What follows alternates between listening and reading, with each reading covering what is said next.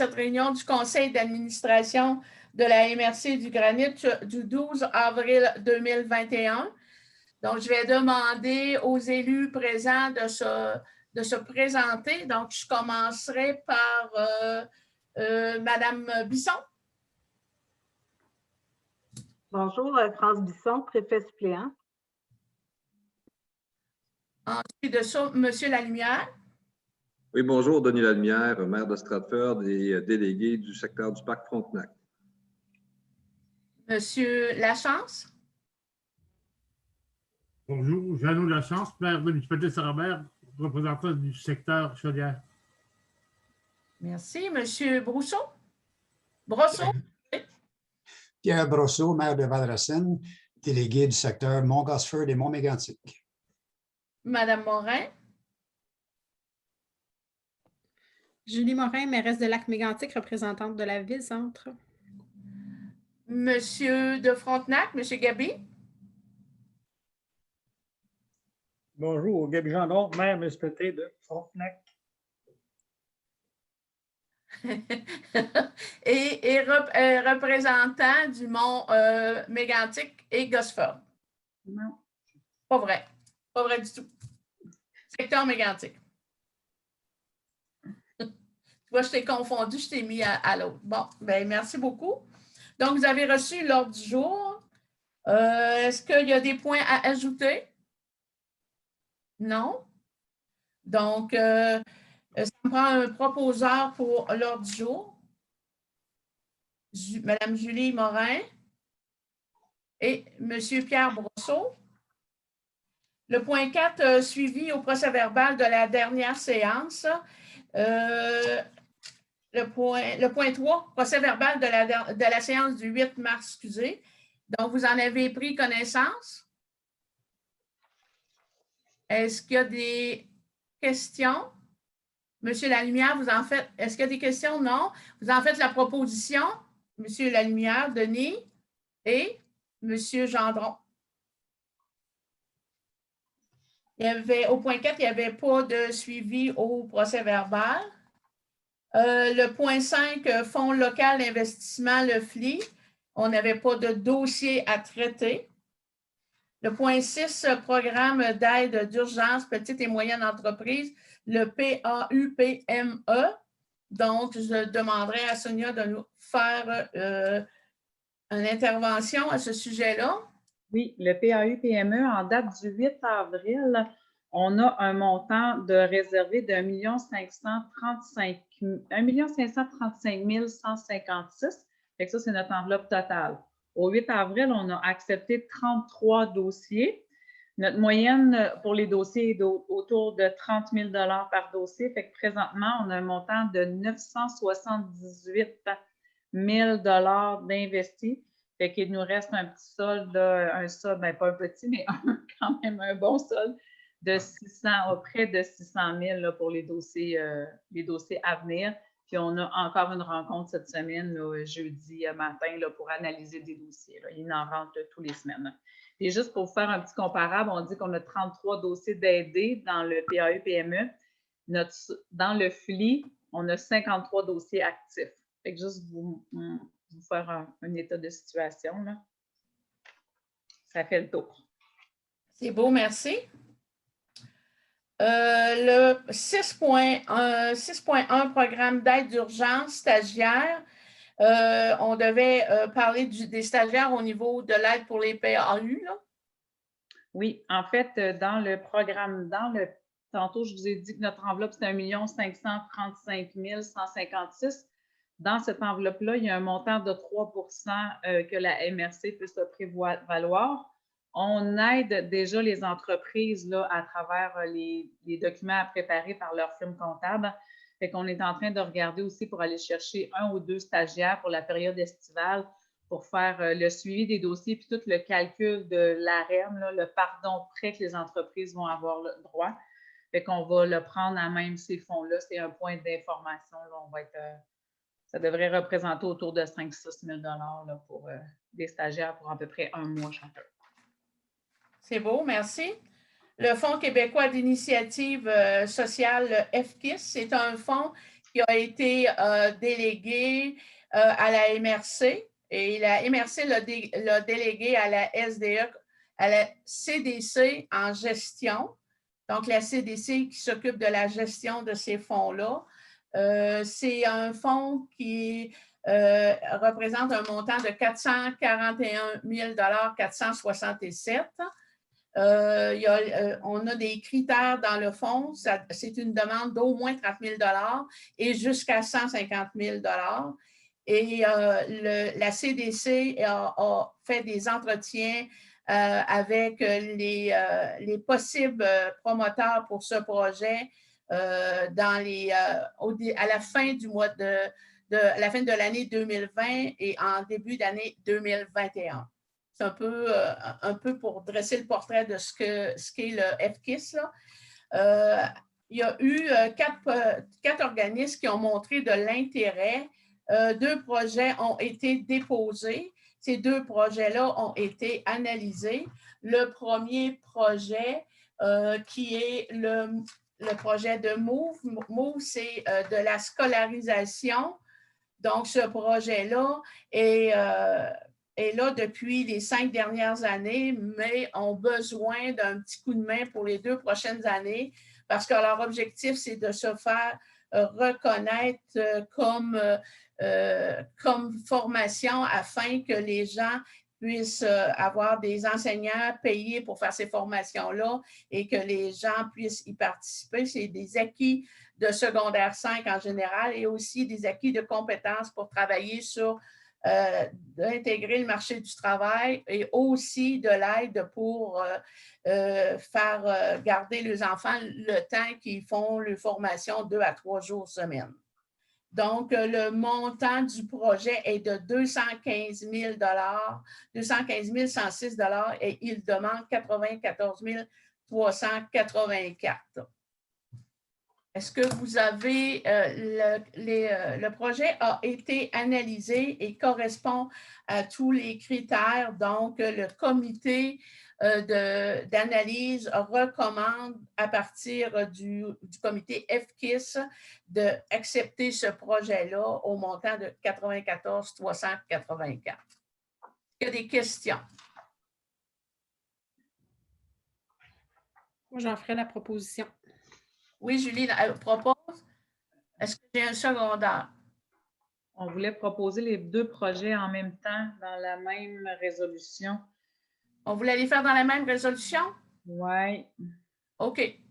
Ben, on peut les faire dans la même résolution à ce moment-là. Donc, on va garder ton nom, Julie. On va aller plus loin dans l'autre projet. L'autre projet, c'est le projet de Solutions gourmandes. Solutions gourmandes, c'est des cuisines qui récupèrent les denrées dans les commerces qui ne sont pas et qui ne peuvent pas rester sur les tablettes. Ils font de la nourriture avec ça. Donc, à partir de ces denrées-là, ils font des plats congelés. Mais en même temps, le cuisinier ou la cuisinière qui fait ces denrées-là travaille avec des stagiaires qui, eux, considèrent ça comme étant un plateau de travail.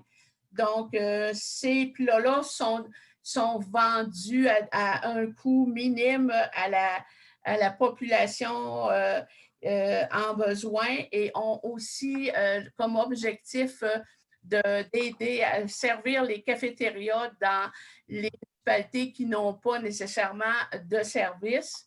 Et l'autre endroit où ils desservent, c'est les popotes roulantes. Là, souvent, dans les municipalités, les gens vont demander la popote roulante, mais ils n'ont pas nécessairement à travers, dans la municipalité, un restaurant ou des endroits qui peuvent le faire. Donc, ces plats-là sont servis au niveau de la popote roulante.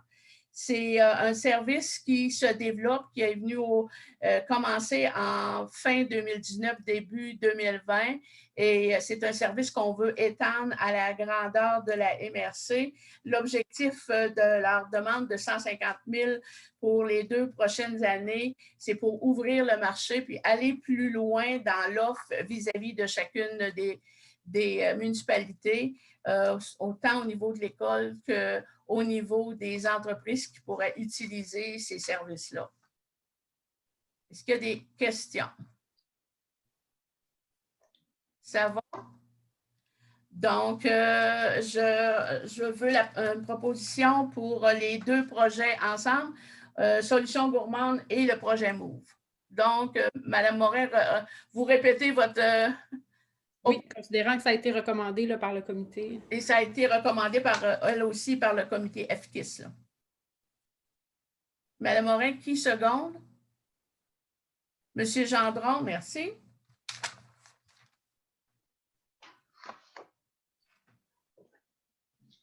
Le point 7.1, présentation des projets de Fonds québécois d'initiative. Non, 7.2, reddition de compte annuel de la CDC pour l'année 2020 en lien avec son mandat qu'elle a reçu de la MRC au niveau du FKIS. Donc, vous avez reçu la reddition de compte. Vous en faites la recommandation pour le dépôt à la MRC?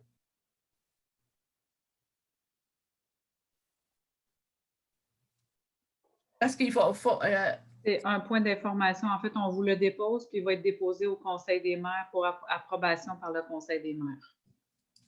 C'est un point d'information? Oui. Oui. C'est beau. Le point 8, mandat spécial saison 2020-2021 de M. Jean-Pierre Cadran. Sonia? Oui, en fait, on est présentement en train de préparer la saison des visites en évaluation.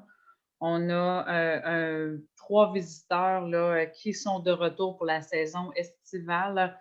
Avec la COVID puis les différents enjeux qu'on a, ce qu'on vous propose, en fait, c'est embaucher la firme, les inspecteurs de la firme Jean-Pierre Cadrin pour environ une 50aine d'heures pour nous aider, en fait, à venir en renfort plutôt que de former un 4e visiteur avec tout le temps de formation que ça prend, les exigences, puis de ne pas savoir si on va pouvoir passer à l'intérieur des résidences. Hein.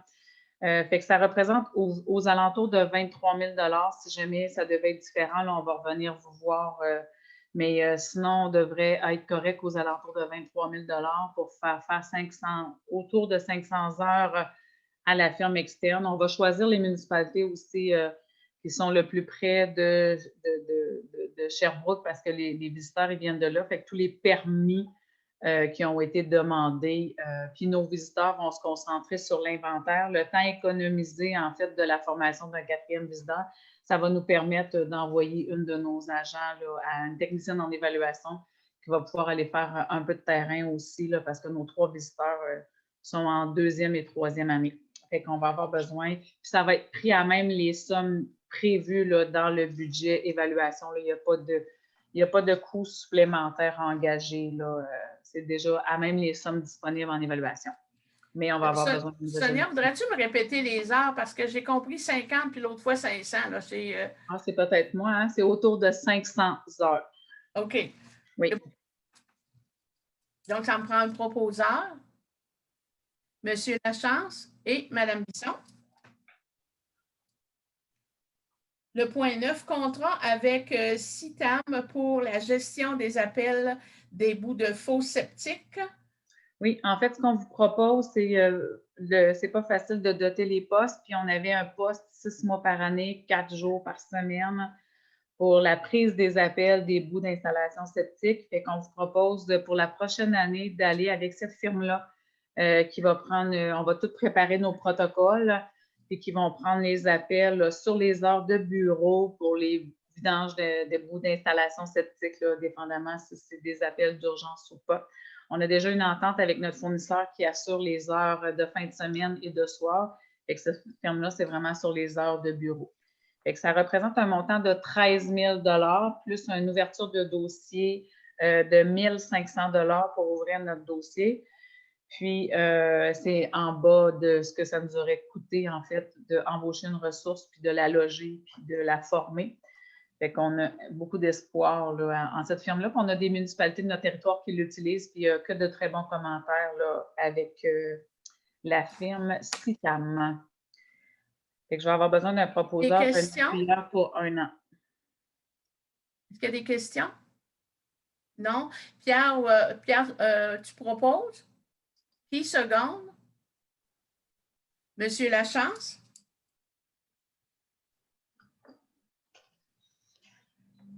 Le point 10, politique de projets municipaux.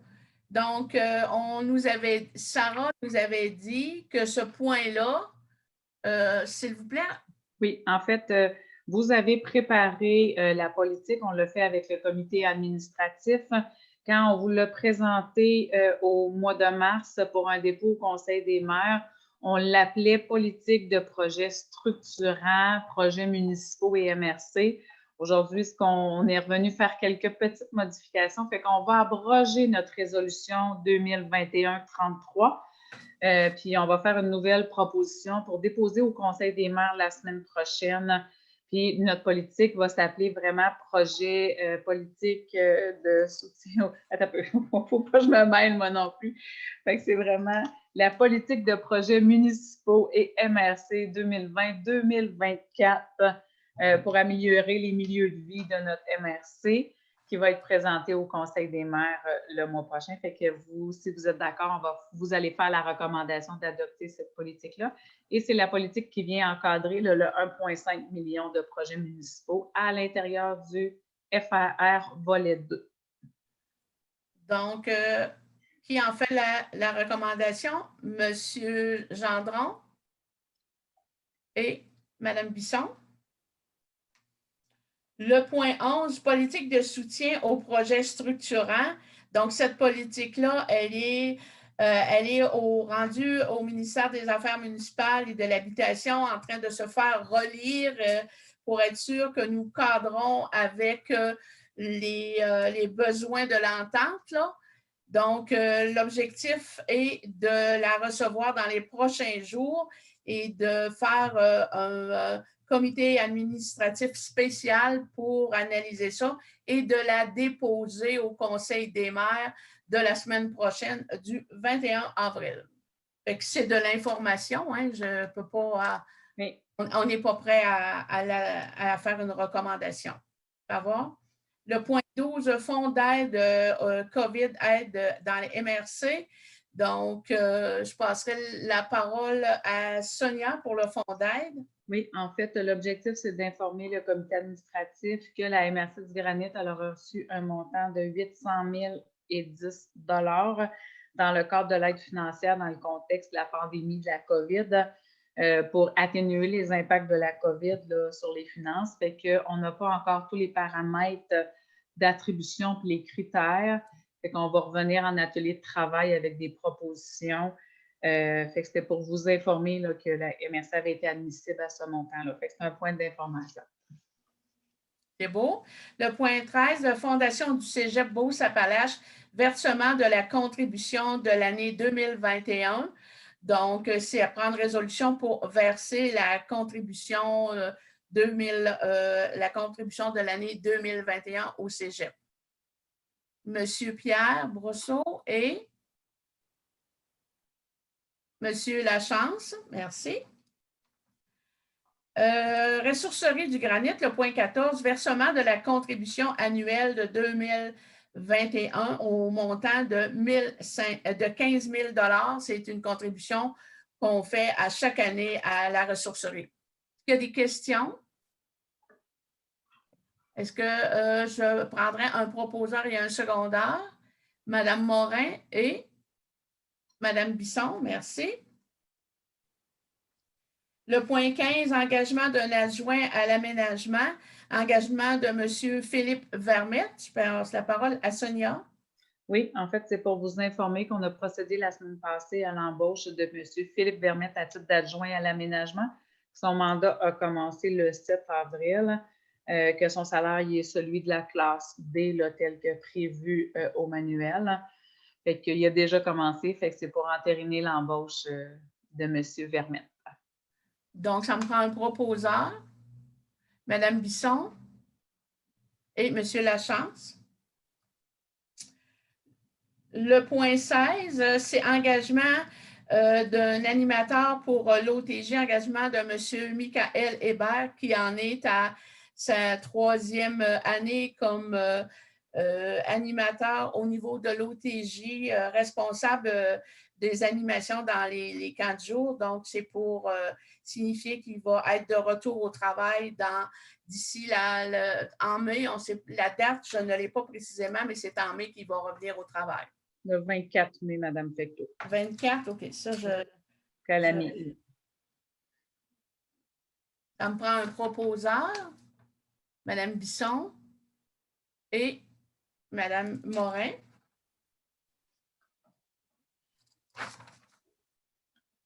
Le point 17, vente d'immeubles pour le non-paiement de taxes. Donc, on est dans cet exercice-là présentement. Est-ce qu'on a des choses à dire sur ça ou si tout se déroule comme prévu? Oui, en fait, c'est vraiment là, on se tient informé de tous les développements en lien avec la COVID.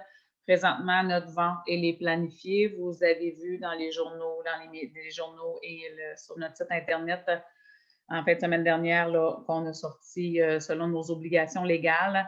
Là, on a fait une réservation aussi. On a réservé le gymnase du centre sportif si jamais on est en mesure de tenir la vente pour taxe.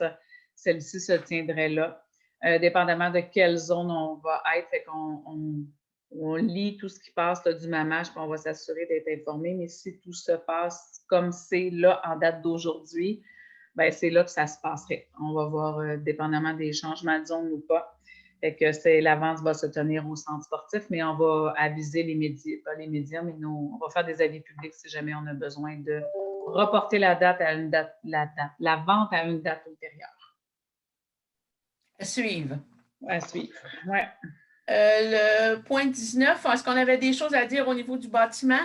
Non. C'est beau. Vous avez passé le 18, Mme Fecteau. Es-tu passé le 18? Suivi SPEG.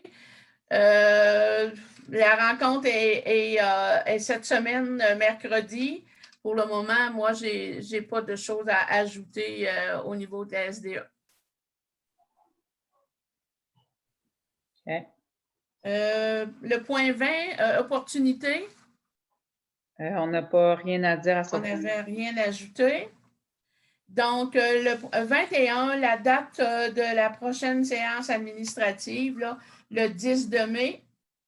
On dit, est-ce que le 10 de mai, on ne sait pas ce qu'il va nous réserver? On va vous dire ça au fur et à mesure parce qu'on n'est pas très bon pour prédire l'avenir, je pense, de ce temps-ci. En aucun cas. 22, état de la situation COVID. On maintient encore le bâtiment qui est ouvert, Chantal et Lola à la réception. Très peu d'employés dans les bâtiments. Les employés qui sont là, on respecte les règles qui ont été mises la semaine dernière en lien avec les masques obligatoires si plus de 2 personnes dans un même local. On suit la vague. On suit les normes. Oui. C'est bon. Au niveau du point 23, ressources humaines, on avait...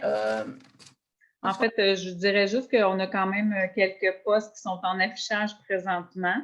Fait que si vous les voyez passer, partagez les postes en affichage. Mais sinon, j'ai rien d'autre à ajouter pour ce point-là. Okay. On n'avait pas de point varia. Non. On peut répéter pour ceux qui nous écoutent, si vous avez des questions, vous pouvez les transmettre à la MRC puis au prochain comité administratif et ou au Conseil des maires, on sera en mesure d'y répondre. Donc, il est 16h35, fin de la rencontre. Merci beaucoup et à une prochaine rencontre. Un instant, j'ai Sarah qui a un petit mot à dire. Je propose la levée de l'Assemblée. Oui. On peut arrêter l'enregistrement, Raphaël.